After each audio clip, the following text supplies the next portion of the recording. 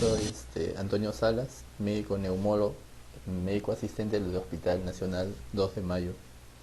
En este momento vamos a conversar sobre lo que respecta a neumonía hospitalaria. Esta es una de las entidades nosológicas que ha sido originada por las instituciones de salud. Por eso es que la denominación de neumonía hospitalaria. ¿Sí? Desde la creación de los primeros hospitales hasta la fecha, hemos tenido esta entidad como un factor importante de morbimortalidad. En cuanto a los datos epidemiológicos, podemos considerar la segunda causa de infección nosocomial y la principal causa de mortalidad. La incidencia para esta entidad nosológica es de 5 a 10 casos por cada 1000 ingresos hospitalarios, elevándose a 6 a 20 veces más para la neumonía asociada al ventilador. Esta entidad origina mayor morbimortalidad, va a depender de la referencia descrita, varía entre 20 a 60%. Otro dato importante es que incrementa mucho la estancia hospitalaria, ¿no? De 5 a 9 veces más de lo establecido para la patología o la situación por la cual se hospitaliza el paciente. Con esto mismo incrementa los costos hospitalarios, ¿sí? Además que las incidencias van a depender mucho del servicio donde se encuentran los pacientes o a la institución. Es diferente una institución dedicada a la docencia que una institución que no lo tenga. En el primero habrá una incidencia mucho mayor respecto a esto. Y la neumonía asociada al ventilador es la infección mucho más frecuente en la unidad de cuidados intensivos. Algunos datos epidemiológicos, como vemos, para resaltar la importancia de esta entidad. Vemos que neumonía está dentro de la segunda causa de infecciones intrahospitalarias para la institución de salud. Es una cosa importante, remarcando lo que habíamos mencionado anteriormente. En las instituciones del Ministerio de Salud, para el año 99 igual, siempre neumonía es un factor. En algunos ocupa el segundo o tercer, o en algunos, como el Hospital Gaitón Heredia, el primer lugar como causa de infecciones intrahospitalarias. El Hospital Carrión también tiene en segundo lugar, el Hospital María Auxiliadora y el Hospital San Bartolomé, un hospital pediátrico, mantiene también la misma causa del mismo lugar de infecciones nosocomiales. Prolonga la instancia hospitalaria, como está referido para diferentes estudios, diferentes reportes, en este caso para los pacientes que han sido sometidos a cirugía de una adecuada intervención quirúrgica, se prolonga por esto de la neumonía intrahospitalaria. ¿Cómo podemos definir neumonías intrahospitalarias? Es la que comienza después de 48 horas de ingreso hospitalaria sin estar incubándose al momento de su ingreso. La neumonía asociada a la ventilación mecánica, que es una forma, es parte de la neumonía intrahospitalaria, es la que aparece en pacientes tratados con ventilador mecánico, y por lo tanto debe aparecer después de comenzar después de haber ingresado al ventilador mecánico. Por lo tanto, siendo es importante para este proceso la presencia de una vía respiratoria artificial. En cuanto a definición post-alta, es lo que ha sido un poco ha sido tema de controversias. Siempre algunos han considerado como estudio como corte 30 días posteriores al alta, aún considera este grupo como neumonías intrahospitalarias. Algunas revisiones últimas mencionan que probablemente podría considerarse 7 días después de salir de alta a un paciente, cualesquiera sea su condición, considerarlo como neumonía intrahospitalaria. Dentro del grupo de neumonías intrahospitalarias hay dos subgrupos, una que la denominamos temprana y la otra tardía. La temprana es cuando aparecen los primeros días de ingreso a la institución o al ingreso del ventilador mecánico. Considerando temprana en términos de días, menos de 4. Es el corte. En algunos puede llegar hasta 7, pero el corte para la ATS también se considera 4 días. En este subgrupo de neumonías intrahospitalarias, las bacterias en general son aquellas muy parecidas a la neumonía de la comunidad, neumococo, Haemophilus influenza, Staphylococcus aureus sensible. Ese es el grupo que tiene mucho parecido al core de neumonías de la comunidad. En el grupo tardío es el grupo más importante, que se desarrolla después de los 5 días, o sea, 4 días, más de 4 días en general. Y esta está causada por patógenos hospitalarios que ya han colonizado al paciente, sobre todo a nivel de orofaringe. Adquieren una nueva flora y esta nueva flora va a ser causante de la etiología de la neumonía intrahospitalaria. Dentro de estos grupos uno tiende a tener la certeza o la probabilidad de que sea una neumonía. Para eso se han hecho criterios. Entonces para tener certeza de una neumonía existen dos grupos. Uno que es la neumonía cierta, a la cual la definimos siempre. Para la definición va a haber la persistencia de nuevos infiltrados. Eso es lo importante. Nuevos infiltrados pulmonares, que se va a repetir a lo largo de la charla. Nuevos infiltrados pulmonares progresivos y persistentes mayores de 24 horas, asociados a secreciones traqueales purulentas, acompañada de uno de los siguientes. Solamente requiere uno de los siguientes: que tenga una cavitación, una cavidad, que sea evidenciada una tomografía de tórax, la cual nos traduzca un absceso, y esta debe ser confirmada por cultivos de materiales de punción. La presencia de cavidad es lo más importante en este caso. Lo otro es la evidencia histológica de neumonía, que puede ser por biopsia o en algunos pacientes post-mortem en necropsis, donde se puede encontrar formación de abscesos o áreas de concentración con un infiltrado leucocitario propio de este proceso infeccioso. Además de eso, debe tener un cultivo positivo de parénquima que contenga por lo menos mayor o igual de 10 a la 4 unidades formadoras de colonia por gramo de tejido. Entonces, la neumonía cierta es la presencia de nuevos infiltrados pulmonares progresivos y persistentes más de 24 horas, asociados a secreciones traqueales purulentas, más uno de los siguientes: cavitación o evidencia histológica. A eso le conocemos como neumonía cierta. La neumonía probable es igual que la anterior. Son nuevos infiltrados pulmonares progresivos y persistentes mayor de 24 horas y secreciones traqueales purulentas, más uno de los siguientes criterios. Recuerden bien que siempre lo que se va a puntualizar es la presencia de nuevos infiltrados pulmonares, que deba tener, además de los infiltrados pulmonares nuevos y progresivos y secreciones traqueales purulentas, debe tener un cultivo cuantitativo de una muestra de secreción pulmonar, la cual haya sido obtenida mediante técnica invasiva o cepillo protegido mayor a 10 a la 3 unidades formadas de colonia, o mediante lavado bronquialveolar con mayor a las 10 a la 4 unidades formadoras de colonia por mililitro. Además de esto, puede ser también la presencia de un aislamiento de microorganismos mediante hemocultivo, sin que haya foco en otro lugar del organismo, 48 horas anteriores o posteriores a la obtención de una muestra respiratoria simple. Tiene que haber la concordancia entre el germen encontrado en la muestra de vías respiratorias con la muestra obtenida por hemocultivo para considerarla como causante de la infección, como factor positivo para la enfermedad. Podemos también tener aislamiento del microorganismo en líquido pleural, para lo cual también igual no tiene que haber instrumentación previa, microbiológicamente idéntico a la muestra obtenida de una muestra respiratoria.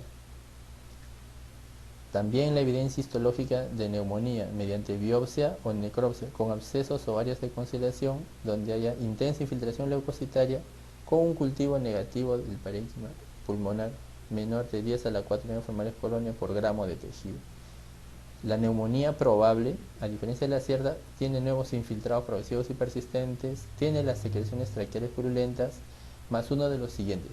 Solo requiere uno: cultivos cuantitativos por procedimientos invasivos, aislamiento de microorganismos de hemocultivo que concuerden con la muestra respiratoria, aislamiento de microorganismos en tejidos, en cavidades extrapulmonares que también estén asociados o que tengan el mismo patrón de la muestra respiratoria, e evidencia histológica de neumonía, ya sea por biopsia o por presiones o en necropsia. Nosotros siempre debemos tener presente que antes de tener la enfermedad uno tiene que anticiparse, por eso siempre se trabaja con factores de riesgo.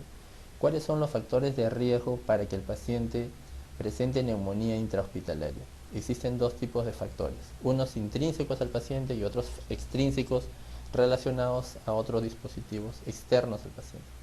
Entre los factores intrínsecos tenemos las enfermedades crónicas subyacentes, EPOC, otras enfermedades pulmonares, enfermedades del sistema nervioso central, enfermedades neuromusculares que estén afectando la ventilación, pacientes con diabetes mellitus, insuficiencia renal y aquellos que requieran diálisis, pacientes fumadores y consumidores de alcohol, pacientes que por cualquiera sea la razón de que hayan ingresado al hospital tengan alteración del nivel de conciencia, pacientes en coma o sinusitis.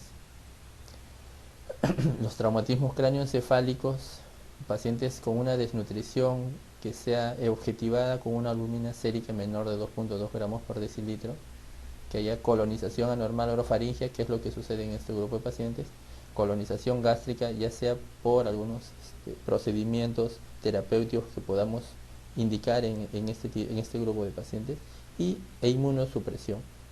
Esos son los factores intrínsecos. Los factores extrínsecos no están ligados al paciente de manera directa. Entre ellos tenemos aerosoles, hospitalización prolongada, muy importante. Los pacientes solamente deben mantener un tiempo necesario durante su estancia para la enfermedad que ingresa. Antibiótico-terapia, sobre todo las de amplio espectro, son que tengan que ser prolongadas e inadecuadas. Tratamientos del paciente, antisecretores, pacientes que van a permitir la colonización gástrica, citotóxicos, corticoides y sedantes del sistema nervioso central que van a alterar el sensorio del paciente. Pacientes que estén sometidos a nutrición enteral, cirugía tóraco-abdominal complicada. La posición en decúbito supino es un factor importante un factor de riesgo importante para neumonía intrahospitalaria. Transfusión de mayor de 4 unidades de hemoderivados. La presencia de dispositivos como las sondas nasogástricas y otras medidas muy importantes y no tomadas en cuenta muchas veces, como el mal control de la infección, no lavarse las manos, no cambiarse los guantes, no aislar correctamente a los pacientes. De este grupo debemos tener siempre presente el lavado de manos. Existe neumonía intrahospitalaria y neumonía asociada al ventilador. Aún todo el grupo es neumonía intrahospitalaria, tienen algunas diferencias marcadas, ¿no? En la neumonía en pacientes no ventilados la incidencia relativamente es baja. En los pacientes ventilados es un grupo mucho mayor que tiene esta patología. En el grupo de neumonía no ventilados los gérmenes son generalmente, la característica es que son sensibles, no son muy agresivos. Y en los pacientes ventilados tenemos pacientes multidrogo resistentes respecto a bacterias en general. La mortalidad en la neumonía en pacientes no ventilados es baja y la neumonía en pacientes ventilados es un poco mayor, 30-50%, ya sea relacionado solo a la neumonía como tal, y si se asocian otras patologías adyacentes el porcentaje puede incrementarse un poco más. Los diagnósticos en ambos son muy similares. La patogenia. ¿Cómo se origina la neumonía intrahospitalaria? La neumonía intrahospitalaria siempre tienen que haber factores importantes que son el huésped y su comorbilidad y su inmunidad respecto a cuando llega al hospital, la cirugía como factor importante de riesgo, los antibióticos usados anteriormente, como se mencionó, prolongados inadecuadamente, y aquellos procedimientos invasivos como el tubo endotraqueal. Todo esto va a originar una colonización orofaringia cuando el paciente es hospitalizado o colonización gástrica por algunos procedimientos que se realizan.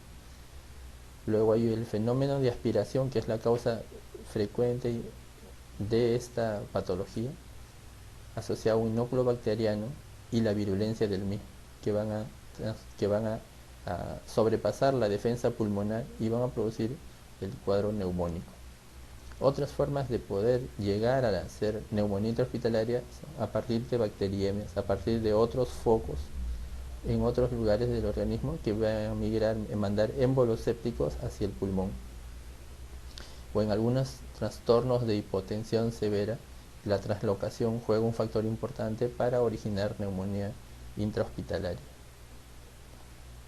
En general hay factores de instrumentación que permiten cirugía, dispositivos invasivos, contaminación de aparatos de terapia respiratoria, los cuales están generalmente contaminados por colonización cruzada, el inadecuado manejo de bioseguridad, manos y guantes, no lavado de manos y guantes usados de manera inadecuada, una desinfección y esterilización inadecuadas de este material y contaminación del agua y otras soluciones que se usan para hacer terapia respiratoria.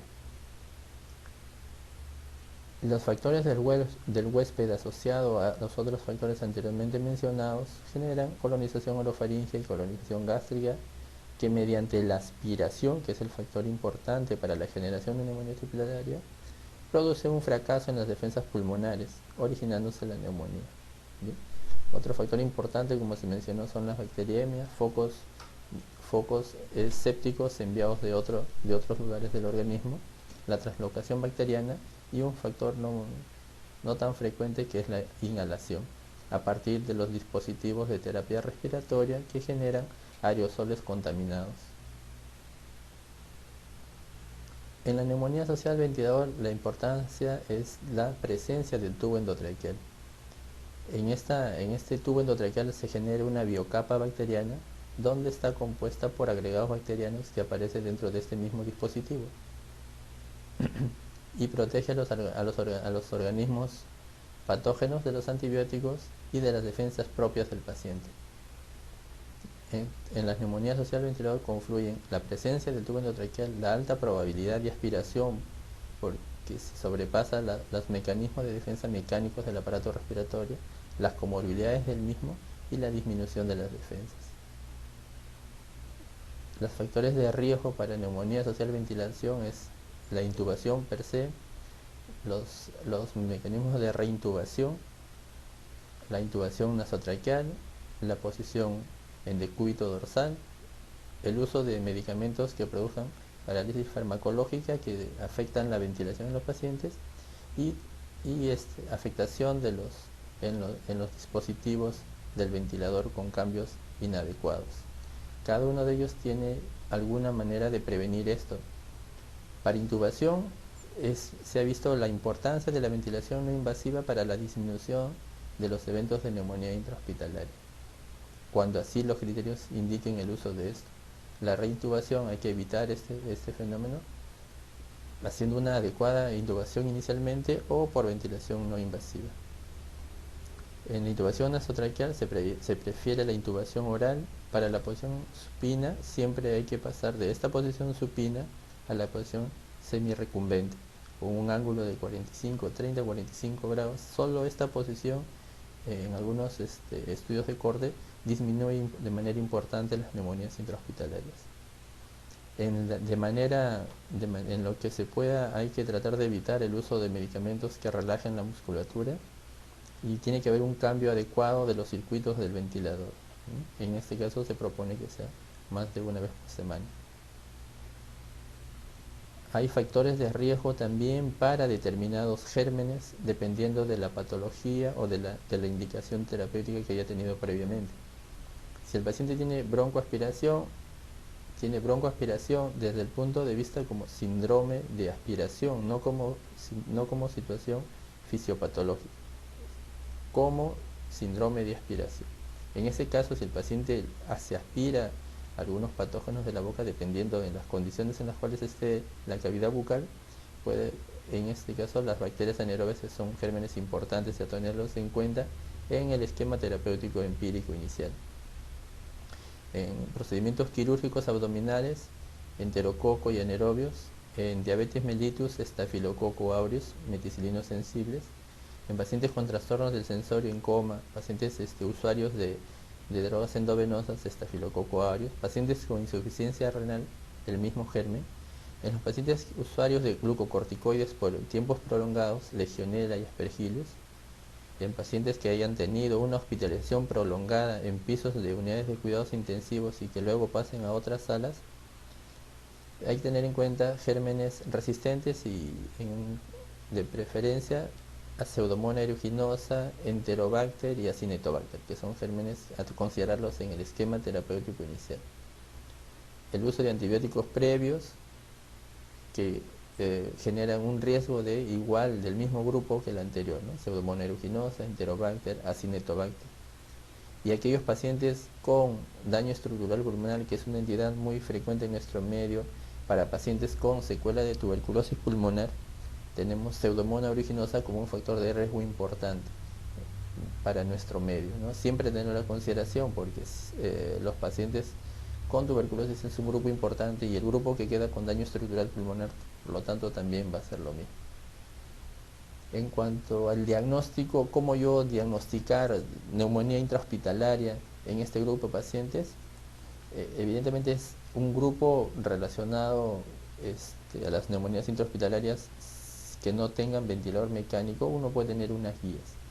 Y esta clínica va a depender del tiempo de presentación, si es precoz o tardía, de la presencia de factores de riesgo específicos para la presencia de ciertos gérmenes que hemos conversado anteriormente, y va a depender de la gravedad, si es leve, moderada y severa. Pero para la clínica se han hecho algunos reportes, como el de Clompas.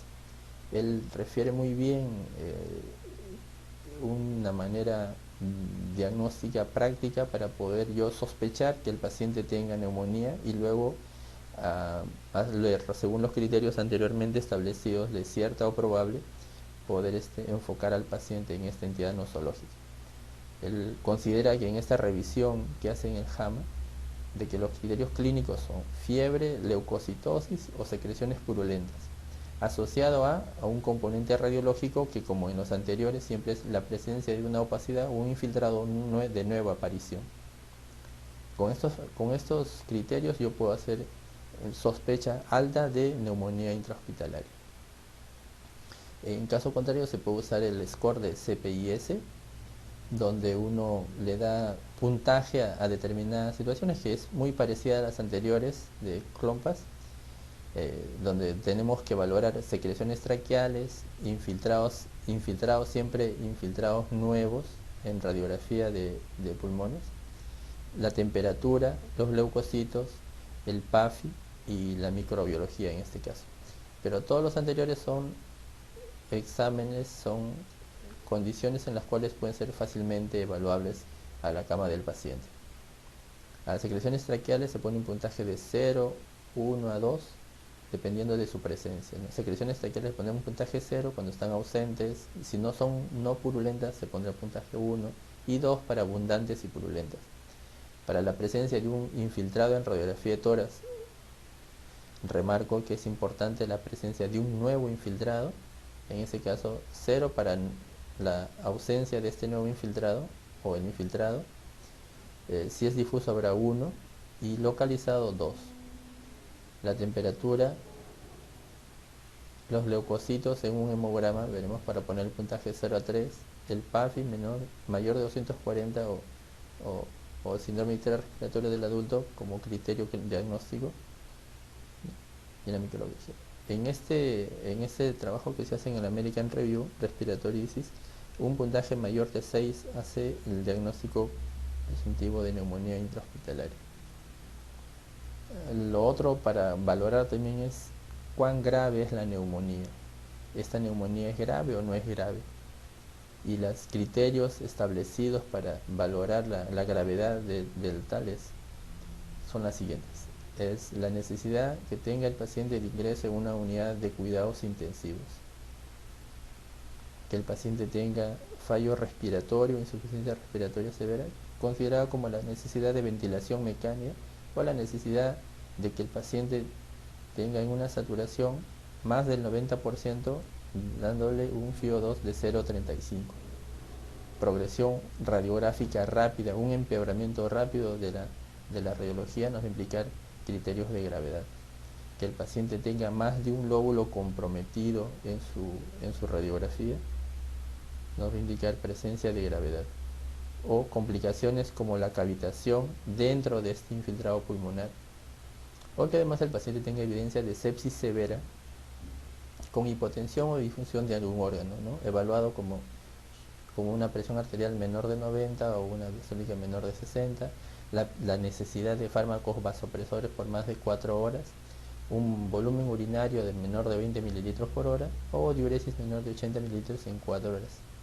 salvo que haya alguna otra causa que justifique esto, y la presencia de insuficiencia renal aguda que requiera diálisis. Entonces, los criterios de gravedad de la neumonía es la necesidad de ingreso a una unidad de cuidados intensivos, fallo respiratorio, progresión radiográfica rápida, neumonía multilobar, la presencia de una cavidad dentro de este nuevo infiltrado y la evidencia de sepsis severa con hipotensión o disfunción de algún órgano. Criterios que pueden ser rápidamente hechos a la cama del paciente. La neumonía asociada al ventilador tiene algunos criterios relativamente diferentes, pero objetivados con que tengan por lo menos dos de los siguientes criterios considerados como mayores. Paciente en ventilación mecánica que tenga fiebre más de 38.2, la presencia de secreciones purulentas y el infiltrado pulmonar nuevo, ya sea una radiografía de tórax o una tomografía. Además de eso, debe tener la presencia de uno o más de los siguientes criterios menores: leucocitosis mayor de 12.000 o leucopenia menor de 4.000, la presencia de abastonados mayor del 10%, una hipoxemia calificada con un PAFI menor de 250 en un paciente con una enfermedad aguda, o un aumento mayor del 10% del FiO2 respecto a la previa, o inestabilidad hemodinámica que comprometa al paciente para neumonía asociada al ventilador. ¿Cuáles son los exámenes auxiliares que nos van a permitir confirmar o excluir a esta entidad nosológica? Siempre la radiografía de tórax es muy importante en este grupo de pacientes. Todos los pacientes, cualquiera que sea la entidad que ingrese a un hospital, debe tener una radiografía basal para objetivar la presencia de nuevos infiltrados, ¿no? Como en este paciente, que es un paciente que ingresó para quimioterapia por una enfermedad neoplástica de fondo, y durante el curso de su hospitalización, hace un nuevo infiltrado. Entonces, la presencia de nuevos y permanentes infiltrados es lo que caracteriza a la neumonía intrahospitalaria. Presencia de nuevos y permanentes infiltrados. Asimismo, la radiografía nos va a ayudar mucho para la progresión de estos infiltrados previos. Puede ser que el paciente tenga una enfermedad de fondo, como un EPID, y uno tenga que ver la progresión de los infiltrados previos. Así también para ver las complicaciones de la neumonía intrahospitalaria, ¿no? Presencia de cavidad, derrame pleural, distrés respiratorio del adulto. Cuando la radiografía va a ser importante también para el control durante su manejo es que el paciente tenga un aumento superior al 50% del tamaño del infiltrado a las 48 horas, que tenga compromiso multilobar, la presencia de una cavidad o derrame pleural significativo, como se ve en la radiografía adyacente, ¿no? Compromiso multilobar, mayor del 50% del infiltrado previo, ¿no? Y con la sospecha de efusión pleural asociada.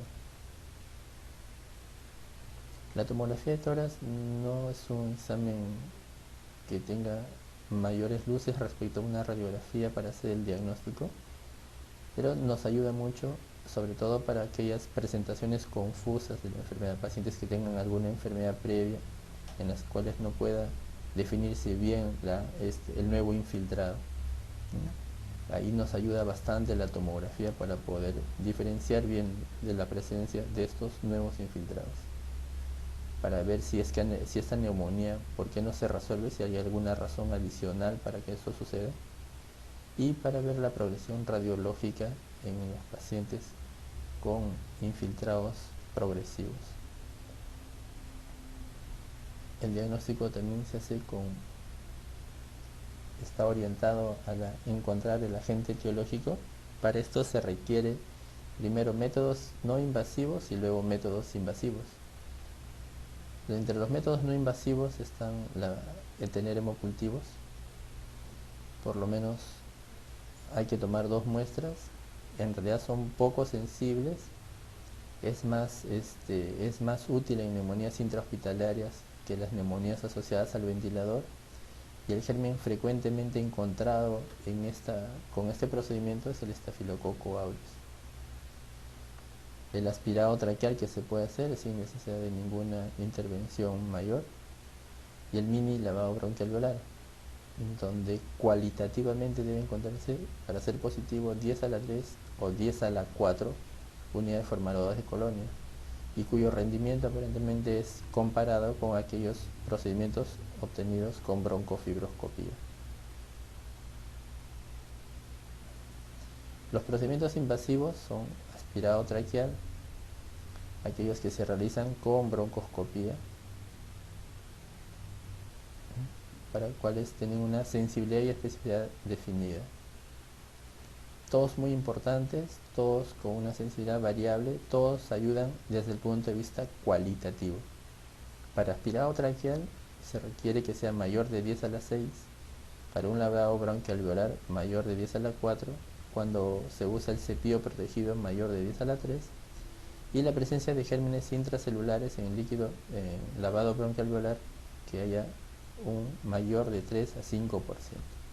Todos estos nos van a indicar, nos vamos a obtener un agente etiológico y cuya sensibilidad y especificidad está muy asociada a la enfermedad. Remarcando acá los procedimientos, los que son con protegidos, cepillo protegido, lavado bronquialveolar y la presencia de organismos intracelulares, ¿no? Para este reporte tienen mayor sensibilidad y especificidad que el anterior.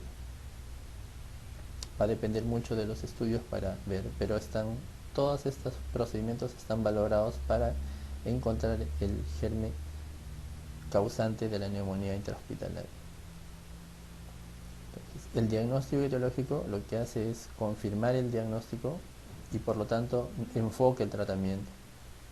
Sus resultados cuantitativos permiten diferenciar colonización de la infección. Recuerden que inicialmente comentábamos que estos pacientes suelen colonizarse ya dentro de una institución de salud. Entonces, el cuantificar nos permite diferenciar esto. Su rendimiento va a depender del procedimiento utilizado, pero todos ellos, como hemos mencionado en los cuadros anteriores, debidamente validados cuantitativamente, son muy útiles para considerarlos como agente etiológico. Y puede hallarse mediante procedimientos invasivos y no invasivos. Los gérmenes va a depender, como se mencionó anteriormente, en qué institución estemos, en qué servicios está, de las condiciones del paciente y una serie de factores para ver cuál es el agente. Pero el grupo que siempre está como grupo core en las neumonías intrahospitalarias es Pseudomonas aeruginosa, Cinetobacter, como gram negativos, y entre los gram positivos está Staphylococcus aureus. Ese es el grupo, ¿no? Seguido de Streptonotropomonas, Enterobacterias y Haemophilus. Los más importantes siempre, como ven ustedes, solamente son bacterias gram negativas y gram positivos. Los anaerobios no son un agente frecuente para este grupo de neumonías intrahospitalarias. Y cualesquiera que sean las tres regiones que tenemos acá, para Estados Unidos, para Europa y para Latinoamérica, en general, los gérmenes siempre son los mismos presentes. Bueno, una pequeña pregunta que nos puede poco a resolver algunas inquietudes. ¿Cuál es el agente etiológico más frecuente de la neumonía intrahospitalaria en adultos sanos? Aquí en este grupo se considera Klebsiella pneumoniae como causante de esta neumonía intrahospitalaria. Continuamos con el análisis de los agentes etiológicos.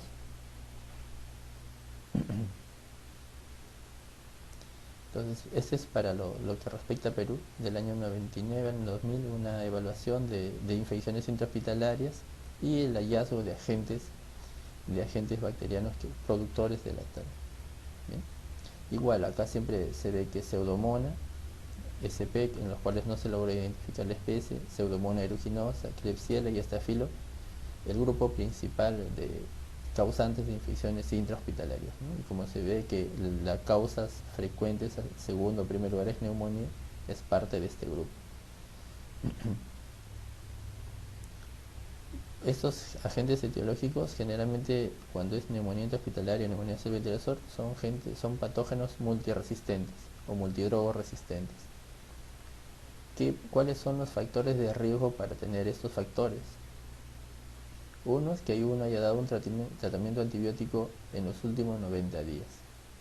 Con esto puedo generar gérmenes multidrogo resistentes. que tenga un ingreso 5 días o más en los 90 días previos a su alta. Una frecuencia elevada de resistencia antibiótica en la comunidad o en la unidad hospitalaria donde estuvo previamente el paciente. La presencia de factores de riesgo para neumonía nosocomial.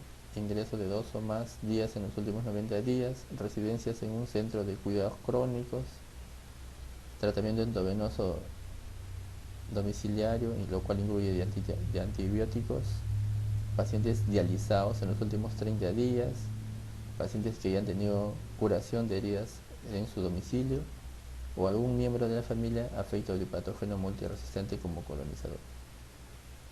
Otro factor de riesgo es la presencia de enfermedades inmunosupresoras o pacientes que tengan tratamiento inmunosupresor.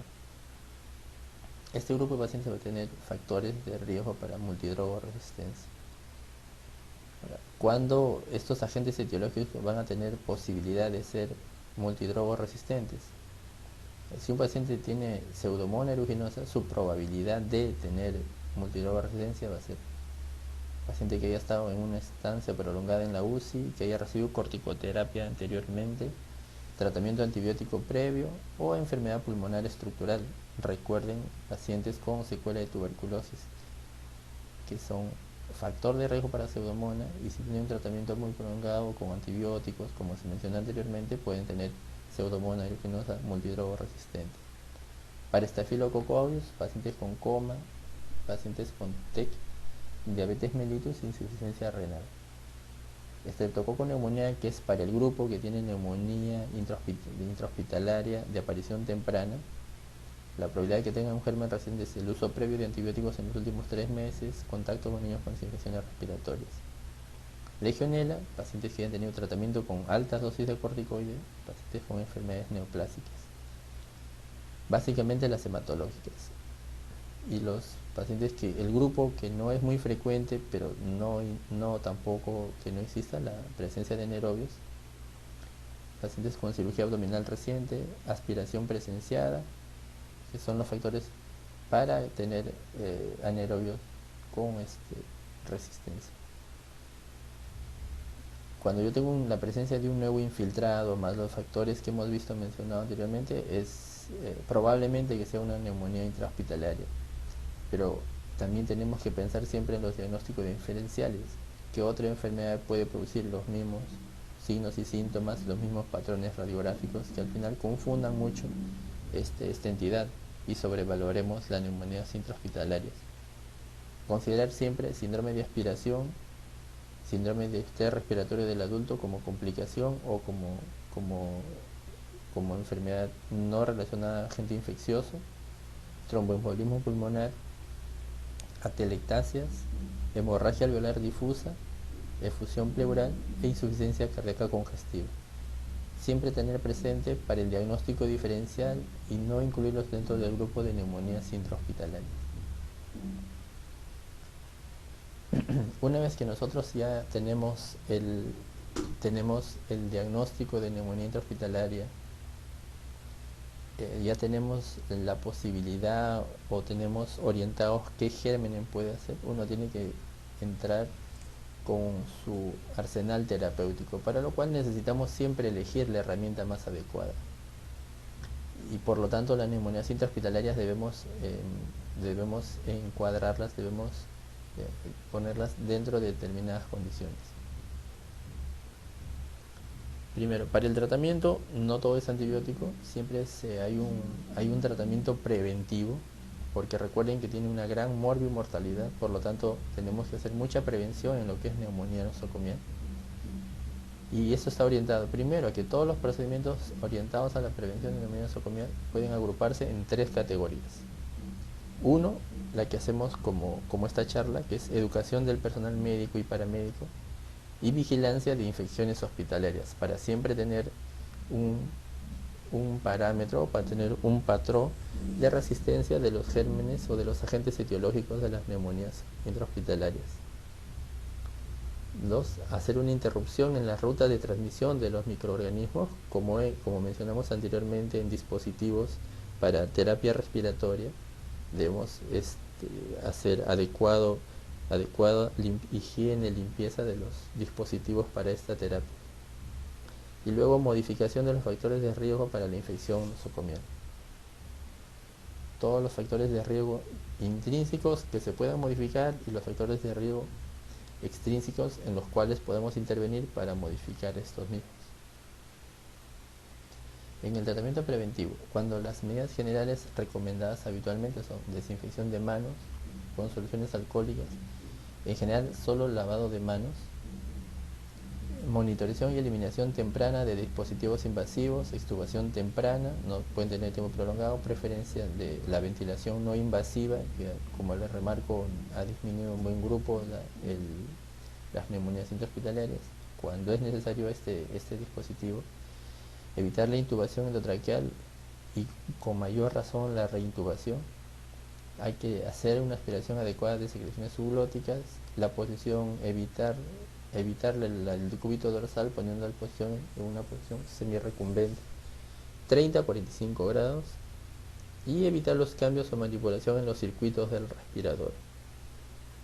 Las otras medidas adicionales que podrían ser útiles en distintos entornos y poblaciones, ¿no? Tubos endotraqueales recubiertos con plata, con aspiración subglótica, descontaminación oral con clorhexidina, descontaminación selectiva del tracto digestivo, evitar traslados innecesarios intrahospitalarios. Y en cuanto respecta al paquete preventivo del ventilador, hay que hacer profilaxis farmacológica en la úlcera de estrés, profilaxis de la trombosis venosa profunda, elevación de la cabecera de la cama, control estricto de la sedación, no hacer mayor uso de medicamentos sedantes, uso de higiene oral con clorhexidina y evaluación de área de extubación. Ese es el tratamiento preventivo para evitar neumonías intrahospitalarias. En cuanto se refiere al tratamiento antibiótico, que es otra parte de todo lo que significa tratar una neumonía intrahospitalaria, lo primero siempre es identificar nuestra epidemiología local. Siempre debemos tener presente cuáles son los gérmenes, cuál es el patrón de resistencia de nuestra institución, de nuestro servicio, para poder realizar tratamientos empíricos hasta tener el agente etiológico identificado. Lo primero es identificar la epidemiología local. Luego debemos tener políticas de tratamiento empírico, o sea, basado en lo anterior debemos generar esquemas de tratamiento empíricos hasta tener al germen aislado. Y esto va a depender mucho del patrón identificado previamente. Luego debemos tomar muestras, y una vez que ya hemos tomado muestras, el paciente irá a una curación o irá a una falla terapéutica basada en nuestras políticas de tratamiento empírico. Una vez que si el paciente está en el grupo de falla terapéutica, usaremos procedimientos invasivos para buscar el agente etiológico o para buscar otras patologías como parte del diagnóstico diferencial. La ATS nos remarca lo mismo, dice que primero sospechemos la neumonía intrahospitalaria, tomemos las muestras de vías aéreas inferiores para cultivo y citología, iniciemos un esquema terapéutico empírico, salvo que la sospecha clínica sea muy baja, pero si la sospecha es alta con los parámetros de CLOMPAS o el CPIS, entonces debemos empezar un tratamiento objetivado para disminuir la morbimortalidad. Al segundo o tercer día debemos chequear cultivos y evolución clínica. Ese es el punto de corte para ver si estoy yendo bien o estoy yendo mal en mi esquema terapéutico empírico. Bueno, si obtengo mejoría clínica a las 48 o 72 horas al segundo o tercer día, si tengo cultivos negativos, pues hay dos puntos: si tengo mejoría o no tengo mejoría. Si no tengo mejoría con cultivos negativos, tengo que buscar otros sitios de infección u otras complicaciones. El paciente de repente no tiene compromiso pulmonar y tiene lugar en otros lugares del organismo. Si no tiene mejoría pero los cultivos están positivos, entonces aquí tengo que ajustar antibióticos basado en los patrones encontrados anteriormente en el servicio o en la institución, o busco otros sitios de infección o que el paciente esté complicado. Si el paciente tiene mejoría clínica con cultivos negativos, hay que considerar suspender antibióticos. Pero si el paciente ha mejorado con cultivos positivos, Hay que ir escalando antibióticos si es posible y tratar a los pacientes seleccionados con 7-8 días de antibióticos. Entonces, el objetivo siempre es la mortalidad. La mortalidad. La mortalidad, voy a disminuir la mortalidad si hago un tratamiento antibiótico antimicrobiano adecuado, basado en las políticas, basado en el patrón de resistencia, en el patrón de mi situación, del servicio o de la institución. Con esto voy a lograr una disminución importante de la carga bacteriana y por lo tanto lo que disminuye es la limitación de la respuesta inflamatoria, evitando el distrés respiratorio del adulto como complicación grave de esta entidad nosológica. Pero si yo voy a aumentar la mortalidad, si hago tratamientos inadecuados, si hago un progreso de la inflamación del aparato respiratorio y si voy seleccionando gérmenes resistentes, con esto voy a incrementar la mortalidad. En la ATS igual nos remarca que debemos tener un tratamiento antibiótico, siempre inicialmente es empírico, ¿no? Siempre es empírico.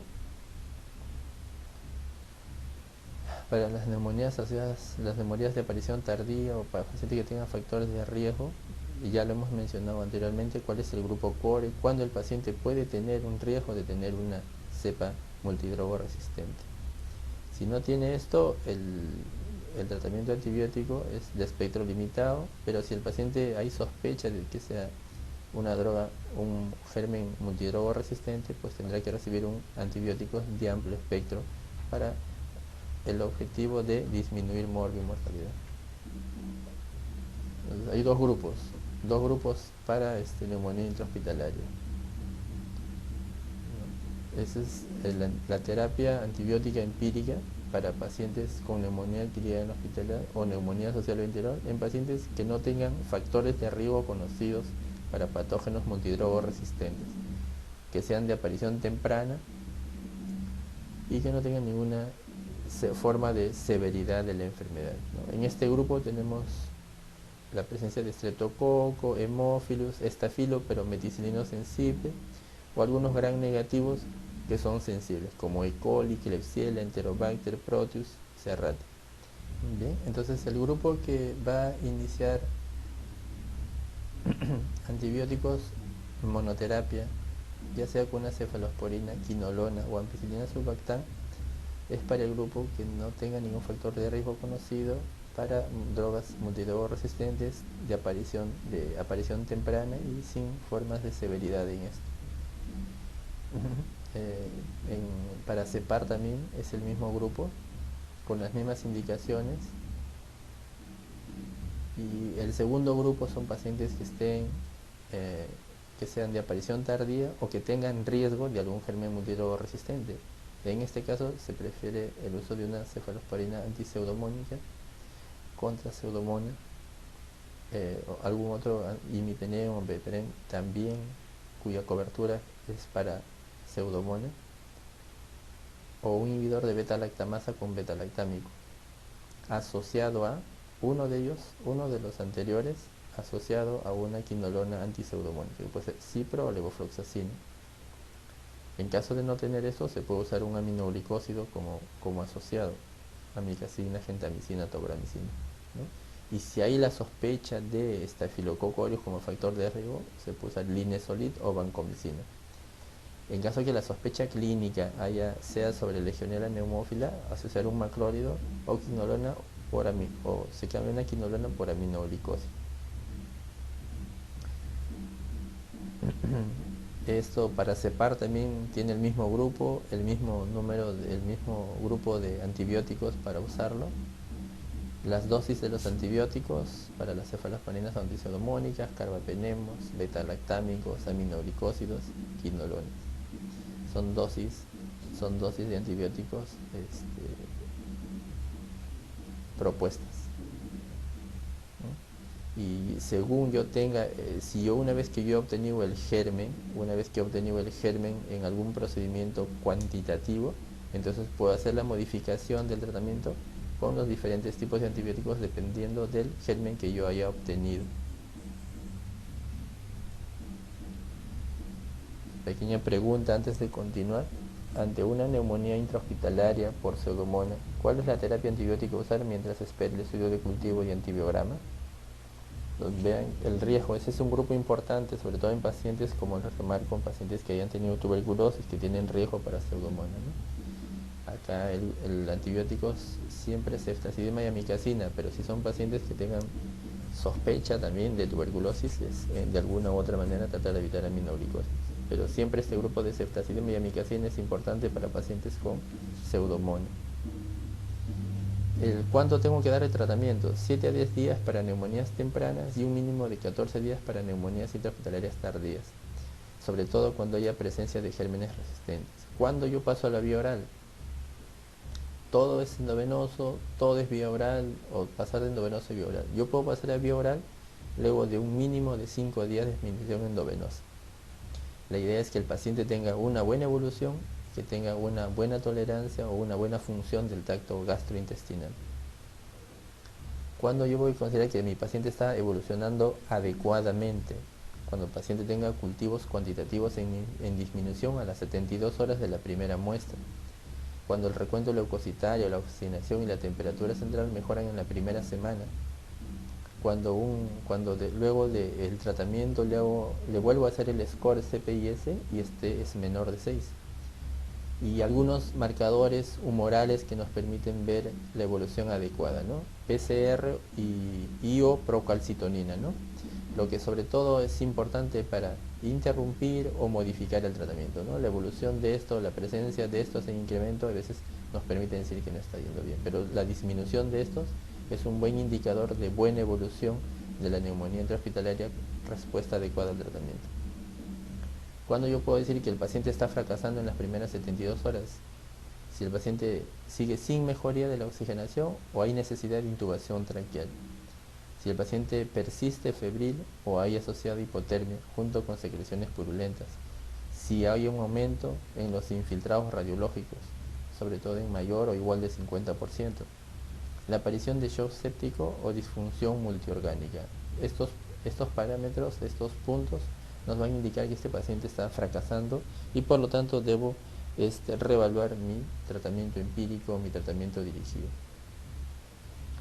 O sea, ¿qué grupo de pacientes va a fracasar? El 20-30% falta de respuesta al tratamiento inicial. O sea, es el grupo siempre, la morbilidad y mortalidad es alta, por lo tanto la respuesta siempre a veces no es satisfactoria. ¿Cuáles son los factores de riesgo para que el paciente fracase? La edad, entonces cuanto más edad, mayor riesgo de fracasar. Duración previa de la ventilación mecánica, enfermedad neurológica y la falta de mejoría en la oxigenación al tercer día de tratamiento. Son factores de riesgo que van a predecir una mala evolución de la neumonía intrahospitalaria. La pregunta es: ¿qué factor ensombrece al pronóstico en un paciente con neumonía intrahospitalaria? ¿Cuál es el factor que nos va a predecir? Ya sea enfermedad pulmonar previa, alcoholismo, inmunosupresión y edad avanzada. ¿Cuáles son las causas si fracasa? O sea, una vez que fracasa la neumonía, ¿qué debo hacer? Uno, debo pensar en las siguientes causas de esta falta de respuesta clínica al tratamiento antibiótico planteado. Primero, si son infecciones respecto a la misma neumonía intrahospitalaria, de repente he hecho una elección, una combinación antibiótica inadecuada. Me guió por otros parámetros, no es el agente, no encontré el agente, o el agente encontrado no está dentro de la cobertura planteada. Las dosis de antibióticos pueden ser inadecuados, no se absorban adecuadamente. Que el paciente tenga resistencia a antibióticos, o que los microorganismos estén fuera del tratamiento empírico que se haya dado, o que el paciente tenga una superinfección,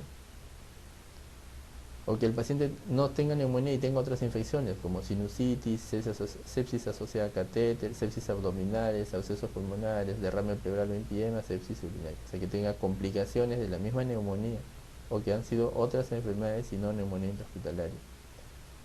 También tengo que ver si el paciente tiene causas no infecciosas como síndrome del sistema respiratorio del adulto, que sea una atelectasia, que tenga hemorragia pulmonar, que tenga un tromboembolismo pulmonar, insuficiencia cardíaca, contusión pulmonar, edema post-resección pulmonar o fiebre por fármacos.